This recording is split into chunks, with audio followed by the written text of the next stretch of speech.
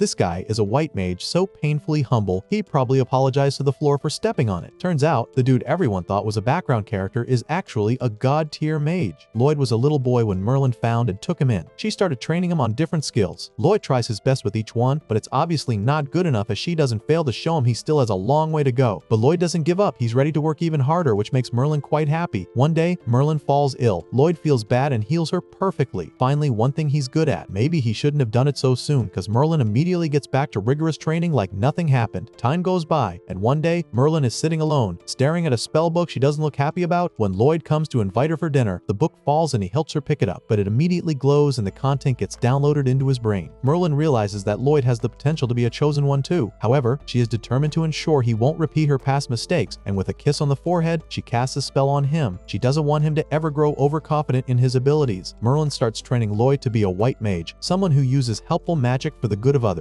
She shows him what actual healing power should look like, leaving him in awe. Merlin also teaches him about magic but refuses to teach him about ancient magic. They continue training during the day. Merlin is disappointed that Lloyd is still lacking, and he agrees to work harder. At night, she teaches him about Magistone. It turns things around it into Magistone as well. As months turn into years, Lloyd grows older. One day, Merlin decides it's time for his first practical test and takes him to a forest. She hands him a dagger and instructs him to return home within a week, expecting him to survive using his magic. Then she hurriedly leaves him behind. Lloyd is too stunned to speak, but a wolf snaps him out of it. He flees for his life, which is the only thing he can do at this point since his combat magic skills suck. While hiding in a tree, Lloyd knows he can't defeat monsters with a white mage's spells, so he makes the decision to run away, but the exit is quite far, so he enhances different skills for survival. No, they aren't fighting skills, just skills for finding food and running faster. Eventually, Lloyd makes it back home completely exhausted. Merlin is satisfied. More time passes, and Lloyd grows even more. One day, while organizing the house, he stumbles upon a book about the city and asks if he can borrow it. Merlin agrees. Meanwhile, things haven't changed much. Our boy still has so much to do. From chores to helping Merlin out with her work, he barely even has time to eat or sleep, and curiosity about the city is eating at him. One day, Merlin doesn't find him at home. Lloyd had secretly taken off like a runaway teenager on his way to freedom. Once in the city, he realizes that it really is different. He quickly spends his last penny on a snack and goes broke. Talk about zero survival skills. However, the universe favors him and an opportunity hits him in the face. Literally, someone is recruiting adventurers. Meanwhile, someone is spying on him. Lloyd joins a party on a quest to defeat a Cyclops. He stands at the back being useless while the other members cast spells and fight bravely until the leader, Alan, lands the final strike, defeating the monster. Lloyd is relieved, but Rena doesn't look pleased by him. The team returns to the city, with Alan being celebrated as a hero. At the end of the day, Alan shares the gains, giving Lloyd the smallest share as a D ranker. Lloyd isn't bothered. He declines Alan's invitation to celebrate and leaves. The other team members are visibly annoyed. Meanwhile, Will, the spy, reports back to Merlin that Lloyd has been hired by the hero's party. Merlin feels it's about time Lloyd saw real combat. She says he has nothing to fear as long as he's not overconfident. Will asks if she still regrets what happened. Back then, the demon lord sacrificed himself to try and steal the spellbook, all while taking Merlin and her team down with him. But Sybil used ancient magic to revive everyone at the cost of his own life. The hero's team seems like such a big deal. They have taken down powerful monsters and earned quite a reputation. Alan is the aura farming leader, while Rena is the bookworm. While discussing, they realize that they've been feeling stronger recently. Alan feels even more proud and doesn't see the need for training anymore. Somewhere along the borders, the guards get jumped by a monster. When Alan hears about it, he brushes it off as child's play and quickly gathers his team. Lloyd tracks down exactly where the golem is hiding and they take it out. But of course, some shady-looking guy shows up and summons an even bigger one. Lloyd notices the mage and the Magistone in his staff. He casts a spell, tells Lulu to shoot the mage, and has Mia grab the staff. He seals it like it's nothing, and even Mia's caught off guard. Alan, realizing Lloyd is stealing his moment, ignores his warning and charges in anyway. Lloyd saves Alan from getting flattened, but Alan insists on finishing the job himself and takes out the golem. Back at home, in a really petty way, Alan kicks Lloyd out of the party while lounging on his throne-like chair, calls him lazy and an eyesore. And because Lloyd has the self-esteem of a damp towel, he just agrees he's not strong enough and leaves. Lloyd's dismissal from the guild replays in his mind. His self-esteem has gone down even more. A group of adventurers raid a bandit group, an A-rank quest. With teamwork, they easily take down the bandit group. The bandit group leader, however, summons a golem. Yui takes matters into her hands and tries attacking the golem, but her strike does nearly nothing. Barely escaping the golem's hit, she requests an enhancement from their mage Clum. The situation isn't quite clocking to Clum as she isn't standing on business. She's a little absent-minded, not until Yui calls for her attention again. With the physical enhancement spell cast, Yui defeats the golem. The bandits are completely defeated and the quest is over. Clum apologizes for her absent-mindedness, but Yuki understands since Clum has some issues she's going through. Lloyd's search for a new guild is futile as the white mage spot is all filled up. As he hopelessly continues his journey, he overhears Yui desperately in need need of a white mage. However, her request can't be met since there's no white mage available. Fortunately, as Lloyd arrives there, Yui gets directed to him. She's all hyper and doesn't really give him enough space to talk apart from answering if he's a mage and is free. After confirming this, she excitedly drags him to the others: Dagas the shield bearer, Frost the archer, Celica the mage, and she, Yui the swordsman and leader. Lloyd isn't quite in the know of everything going on. He didn't even say he was going to join in. It's like when Luffy wants you on his crew. The whole team is against going on with their next quest as they don't think Lloyd can replace Clum, and they're really relying on Clum's role in the team. But Yui explains the need to go through with the quest, stating that someone needs help. When Lloyd asks, they explain that they can't leave the quest for another team since the quest is an A rank 1. Other A rank and higher rank teams are occupied with their own quests, leaving them, an S rank team, as the best option. They can't just borrow someone from another team either, as adventurers only work with their registered teammates. Lloyd would love to help, but remembering what Alan said, he believes that he isn't good enough. Yui mentions that as long as Lloyd is a good white mage, then they have nothing to worry about. The only way to find out is to test him, and they go straight to that. The only jolly person here is Yui, who asks Lloyd to cast enhancement spells on each of them. Lloyd is all gloomy, feeling like he's going to disappoint them. The rest of the team just hopelessly witness this. What Yui asks of Lloyd isn't a common feat for white mages, so their expectation is basically at 0. They just want to get this over with, asking Lloyd to just give up if he isn't able to pull the task off and not give false hope. Lloyd is finally on it. Summoning a staff to their surprise, he casts different spells for each of them. They're all surprised, and Yui asks out of curiosity where Lloyd's staff came from. He explains that he uses a storage spell. They don't even notice he had cast the spell until he asks. Yui puts her enhancement to the test, cutting down a tree in a single sword swing. They're all stunned. As they freeze in shock, Lloyd casually mentions that he had cast 5 different spells. They're even more awed. Lloyd continues that he thought Yui expected more, as just casting an enhancement spell is too easy. Everyone is more shocked, too stunned to move or talk. As usual, Lloyd thinks less of himself, feeling like he couldn't cut it as their white mage, and apologizes before taking his leave. Lloyd doesn't waste any time in leaving, but they all yell for him to wait up. The surprises continue as he mentions that he was with the hero's party, Alan's team. Lloyd says he was kicked out for lack of power, although the rest of the team can clearly see that Lloyd is crazy powerful. Regardless of being a white mage, he's really impressive. He says they're better off getting back their previous mage than adding him to the team. Yui explains that Clum has been taking care of her sister, who is ill. The weight of doing that and working wore her down, so she asked to leave the party for good. Going through with regular quests isn't much of an issue to them, but the A rank quests would definitely be troublesome, which is why they need a replacement. They're all worried about Clum and see her as their friend regardless of whether she's on the team or not. Lloyd expresses his jealousy under his breath. He inquires about the illness Clum's sister has, and Yui doesn't really know much but mention that it turns the body into magistone. This rings a bell to Lloyd, and remembering what he learned about it during his time with his master, he wants to help. He asks Yui to show him to Clum's place. After they arrive and are settled in, Clum explains her sister's situation to Lloyd, who asked she used to go on adventures with her sister, who unfortunately got injured on a quest one day and went unconscious. She isn't sure if the injury was inflicted by a monster. She asked to show her sister to them as it'll better explain her symptoms to Lloyd. The room is clouded with unpleasant mana as they enter. Clum explains that her sister is turning slowly into magistone. Lloyd steps up like his low self-esteem went on a vacation. He believes he'll be able to cure Clum's sister. Clum finds this unbelievable, as an ordinary white mage couldn't possibly pull off a cure when high-class healers couldn't. From Lloyd's speculation, Clum's sister got injured, and the injury got infected by mana, which is what is causing the transformation. When Clum attests to that fact, he asks to see the wound. He begins his healing procedure, pulling off things that are unbelievable even to Clum. After a series of impressive spell casting and cool stuff, Lloyd successfully heals Clum's sister. He's quite exhausted and can't aura farm, although this is a perfect moment. Sun Jinwoo would though. Clum is overjoyed to see her sister fine again, shedding tears like Nami if she hit a billion berry jackpot. Clum expresses her gratitude and shares that she plans to go on adventures with her sister again. Yui understands her feelings, and they say their goodbyes. Just before Lloyd departs, Clum entrusts the team to him. However, Lloyd responds that he isn't officially a member yet, as he still lacks the necessary power. It's surprising for him to say this, especially after the impressive feat he just accomplished. Lloyd and the others gather to feast. They're all happy for Clum, thanking Lloyd for his efforts. But it seems Lloyd's low self-esteem is back in the game as he doesn't take any glory. Lloyd is already feeling an entirely different energy in this team than in his previous party. He finally makes the decision to join them, fidgetly asking in. Yui happily accepts him as well as the others. Yui suggests a celebration bash to welcome Lloyd to the team. During the celebration, Lloyd tastes the food, and his taste buds ascend to the spirit realm, while the others think it's quite mid, giving cafeteria food. This leads Lloyd to question what he has been eating since childhood. He shares that when he lived with his master, she would cook random leaves, mushrooms from the forest, or simply roast meat from beasts. They basically ate like cavemen, which is why he started cooking their meals himself, but he couldn't achieve this level of flavor. The others inquire about his master. Lloyd explains a bit about her skills, noting that she is more combat-oriented but is still way better than him in support magic. Celica expresses interest in learning from her, but Lloyd quickly stops her. He remembers what he went through and doesn't want anyone else to experience such. Frost guesses that his master might have been harsh, but Lloyd defends her by saying that she could also be kind, though he can only recall one instance of her kindness. Yui brings up the strategy meeting for their next quest, noting that they need to fill Lloyd in first. Dagus explains the mission, which involves defeating a pack of monsters destroying farms. The worst part is that the pack consists of different species of monsters from unknown origins. Lloyd has never heard of different species teaming up like this, but Dagus and Yui are determined to face them to protect the people. They continue discussing their plan, assigning major roles and other support roles. However, they lack full details from the quest info and plan to figure it out on site. Silica feels excited about Lloyd's support magic, but he asks her not to get her hopes up too high. This earns him some "are you serious" stares from the others. Yui encourages him to be a bit more confident, but Lloyd reminds them of when he was kicked out of the heroes party for lacking power. Cross says he prefers people like Lloyd who are modest over those who are bossy just because they are strong. Everyone agrees with him. Eventually, they call it a day and prepare to retire for the night ahead of their quest. As Lloyd heads in a different direction, Dagus stops him and asks why he isn't sleeping at the inn. Lloyd responds that he is broke. Where was he going to sleep? Under character development? Anyways, Dagus then offers him a bag of money. Lloyd the modest refuses it, but Dagus insists, saying it will be deducted from Lloyd's reward for the quest. Relieved, Lloyd accepts it and promises to work hard. Sitting in his room later, he realizes how kind the people in this party are and resolves to work hard to prove useful to them. In the morning, Yui joins the others outside and notices their lack of packs compared to her, Dora the Explorer backpack. Cross explains that Lloyd is using his storage magic for their gear. Excited, Yui hands over her items and Lloyd stores them away. Everyone is impressed, and Lloyd informs them that they can learn to use this magic too. He explains that everyone is born with at least a little mana and can eventually learn to expand their storage capacity, which will take some training. They're excited to learn, and with that energy of freedom from heavy baggage, they set off on their quest. As they journey, they reach a mountain where the Magocracy, the nation of demons, lies on the other side. Dagus mentions that they are lying low for now, but no one knows when they might make another attempt to conquer the continent. Next, they come across a shaky bridge. Most of them feel frightened, so Yui starts telling jokes to distract them from their fear. Guess what? Lloyd doesn't know how to tell a joke. He says his master never taught him that skill. Nobody laughs though. Cross explains what a joke is, and Yui assures him that it's not a big deal. She asks another question, expecting silly answers. Lloyd tries hard, but eventually gives up and apologizes for failing. The others reassure him that he did a good job and can improve, helping him feel better. Meanwhile, someone in the forest is cooking some dark magic. Lloyd's party arrives at their camp point earlier than expected. He takes out the necessary materials and they begin setting up. After a while, Yui wants to go wash off, but Daga stops her, saying there is still work to be done, like fetching firewood. Lloyd offers to do it, and Yui appreciates his help, thanking him before running off with Silica. While fetching firewood, Lloyd hears a scream and rushes over to investigate. He finds a basilisk approaching the defenseless girls in the water. Quickly, he runs to help, distracting the monster long enough for the girls to reach the shore. He hands them their weapons and casts enhancement spells on them. Yui takes the first strike, followed by Silica's fireball attack, and the monster is defeated with just those two strikes, surprising the girls. Yui thanks Lloyd. Soon, everyone gathers to learn storage magic. Lloyd demonstrates the skill as poorly as his teacher did. They stare at him like he just invented math, but try it anyway. After a while of fruitless toiling, they still can't do it. Lloyd apologizes for his terrible teaching, but Dagus and Cross encourage him not to feel bad. Silica says the word storage and finally succeeds. They realize that, unlike Lloyd, they need to use incantations, and Silica tries again, successfully storing her weapon. At night, Lloyd and Yui are still awake. Sitting by the fire, Yui thanks him for joining their party. Lloyd asks her why she is so focused on this quest. Yui explains that it reminds her of her hometown. Cue the tragic piano OST. They were attacked by monsters when she was a child. She was the sole survivor of that attack, so she feels she cannot simply stand by when she hears about the monsters. She wants to help the people in the nearby settlement. Just then, Lloyd puts a finger to his lips to shush her. He summons his weapon and asks her to wake the others. They all hide and watch as a herd of giant bug monsters passes by. Lloyd notices more monsters coming their way and quickly signals everyone to retreat. They take slow steps backward, and of all things to ruin stealth, one crunchy twig. The monster's ears perk like, did someone say free protein? And they immediately start chasing. The team runs for their lives but soon find themselves surrounded. They pull out their weapons to protect themselves from the monster's webs. Silica's staff gets snatched away, leaving them vulnerable. Lloyd turns on boss mood, main character energy activated. He casts a spell to hold the monsters in place, then instructs Yui to go on the offensive, which she does, inflicting terrible damage. While she's doing her awesome thing, he directs Cross and Silica to join in. The bugs are quickly exterminated. After the battle, Lloyd realizes what he did and apologizes for giving orders, probably his trauma from the heroes party. Bro doesn't want to be kicked out again, but Dagus is chill and says he was of great help and is cut out for it. Yui chimes in, saying they'll be counting on him from now on, and the others agree. In the morning, Lloyd stands like a proud teacher, watching his teammates successfully use their storage abilities. He's holding back tears like they grow up so fast. They continue their journey, led by Yui, the self-acclaimed leader. Meanwhile, Lloyd wonders where those monsters were heading. Lloyd sits by the fire on a night watch, brooding. He remembers the pack of monsters they encountered on their journey, and how the monsters moved unusually, as if they were all heading somewhere. In light of this, he figures they need to be more careful. Just then, Yui and Silica approach Lloyd. They are worried about him losing sleep to keep solo night watches. He has been on it like he's planning to get a Batman streak. Lloyd explains that it really is no big deal, and that he's used to staying up all night. Lloyd wants the others to conserve their energy in case anything happens. He says it's the best he can do to help, and as Yui is about to protest, Silica stops her almost as if she understands Lloyd. Silica makes Lloyd assure that if things get tough, he'll let them know, and he agrees. Meanwhile, Dagus and Cross watch silently, still concerned about Lloyd. The next morning, they continue their journey in the forest. Lloyd makes a stop and uses a search spell to scout the area. On seeing this, Yui is curious about what Lloyd did, and even more, so surprised when Lloyd tells her. Her reaction mirrors Lloyd's as he doesn't see it as impressive. The dude is on to some nonchalant stuff, not because he's trying to be cool, but because his self-esteem is literally non-existent. Lloyd explains that he can't cast a spell over a large perimeter, but he'll conduct it regularly to cover the little areas around them as they go. Yui commends him for it and expresses her concern for him putting too much load on himself. Lloyd, on the other hand, states that he's okay with it. Yui's face lit up after a few seconds of gloominess as she asks in anticipation if there's anything they can do to help Lloyd. But Lloyd is blunt, pointing out that there isn't. Yui's face is back to the default gloominess. It's like watching a caterer approach and then walk past you with a plate of food at an occasion. You're smiling 1 second until you realize they're not coming for you. It's night again, and Lloyd is out again like the Dark Knight, keeping watch. Yui is displeased that Lloyd doesn't trust them enough. Discussing with Silica, she expresses that Lloyd is good to have around as he's very useful even though he doesn't know it, but it isn't cool that he can't count on them. Silica understands Lloyd and explains to Yuri that everyone has their own pace. She further mentions that just like how she and Yui weren't close from the start and eventually became close friends, Lloyd also needs some time. They both acknowledge the mysteriousness of Lloyd's behavior, his abilities, low self-esteem, the reason he works so hard, and the fact that he knows little about the world, yet knows so much about every other thing. As Yui wonders what kind of life Lloyd lived before, Silica mentions that Lloyd would open up eventually, hence they don't need to push him too hard. Yui finally gets the idea, and thanks Silica for the good talk. Silica mentions that she might be wrong, as Lloyd is pretty unusual. Our Batman is still on his night watch by the fire when Dagus comes to him. Dagus asks Lloyd to go with him, as he has something to show Lloyd. Inasmuch as Lloyd would want that, he mentions that if he leaves, there'd be no one to keep watch. Just then, Cross pops up, offering to take the watch duty while Lloyd is gone. Lloyd has no other choice but to follow along. They head into the forest where Dagus sets up something he calls clappers. He explains to Lloyd that the clappers will help alert when monsters are around, as they are engineered to make loud noises. Clap when touched. Just as AI is about to steal jobs, the clappers are wrestling for Lloyd's. Dagus mentions that Lloyd should have some rest. No, Batman doesn't rest. Lloyd is skeptical about this, stating that it isn't necessary as he can't cast search spells if he's asleep. He's still hell-bent on keeping watch until Dagus's tone switches up as he asks Lloyd if he can't trust the rest of them. Lloyd quickly tries to explain that he doesn't doubt the functionality of the clappers, he just wants to be extra cautious. Dagus's question is in general and not only about the clappers. As Lloyd says that he trusts them, Dagus asks why he leaves them out of things like the night watch. Because he's Batman? Dagus points out that it does look like a sign of untrustworthiness. Lloyd's drive to work hard and be useful so as not to be a problem is all as a result of his past with the Heroes Guild and his master. However, Dagus tells him to go ahead and be a problem. Oh, what Stitch wouldn't do to hear this said to him. Dagus explains that the purpose of their party is to help each other with the things they couldn't do themselves. Obviously, there'll be times where they cause problems for one another, even so, it doesn't matter. He asks Lloyd to rely on his friends more. Lloyd is genuinely surprised as it has never crossed his mind to rely on them. This leaves Dagus wondering what part of the world Lloyd is from. Lloyd asks to confirm if it really is okay for someone like him who is lacking in power to rely on others, and Dagus corrects that no one on the team thinks he lacks in power. With this, one more time, Dagus urges him to have some rest and they head away. Cross does the watch for the nights as Lloyd finally turns in for the night. He lies in bed and thinks for a bit. Dagus's sermon really got to him as he ponders the word friend. The next morning, Lloyd approaches Yui, and although he finds some trouble saying it, he asks her to help him get some water. Yui is surprised at first, but her reaction is followed by excitement. As they both head out to get water, the others watch happily, as this is a good change on Lloyd's part. At a shady-looking mansion, a subordinate reports to his master their plan is in place as they're done setting up magistones in the respective positions as ordered. This is pleasing to the master, Lord Michel, who says something about a path being open as he aligns specific coordinates on his map. When he asks, his subordinate reports that all the high-ranked adventurers have their hands full as planned, but only the heroes party and a few other low-ranked adventurers are available. Inasmuch as Michel had hoped to keep them away, it can't be helped as they only act on the request of the nation and no random questions which would have worked on them as a decoy, luring them away. Michel is okay with this anyway, as he anticipated seeing how the heroes party will fare on their own. He sends a message to his client through the subordinate, stating that it's time. He ends with a supposedly mischievous smirk. Lloyd and the party continue their journey in the forest. After some time, everyone gets weirded out, as there's something off about the forest. It is alarming that they haven't spotted a single monster, and considering that they're deep in the forest and not on a main path, it's very unnatural. Yui wonders if Lloyd is doing anything to repel all the monsters, but Lloyd disaffirms. To search further, Lloyd expands his scouting spell, and when he does, he picks up on a pack of monsters far up ahead, cross-checks the map, and mentions that the monsters would be around the farm they're headed for, but Yui cuts in as she's still stunned from the fact that Lloyd can search that far, considering he said he couldn't. It's about 10 kilometers from where they are to where the monsters are, and Lloyd doesn't still see it as being impressive. Lloyd tries to justify that it also uses up much mana, but it doesn't help with Yui's reaction. Dagus draws the attention back to the issue at hand,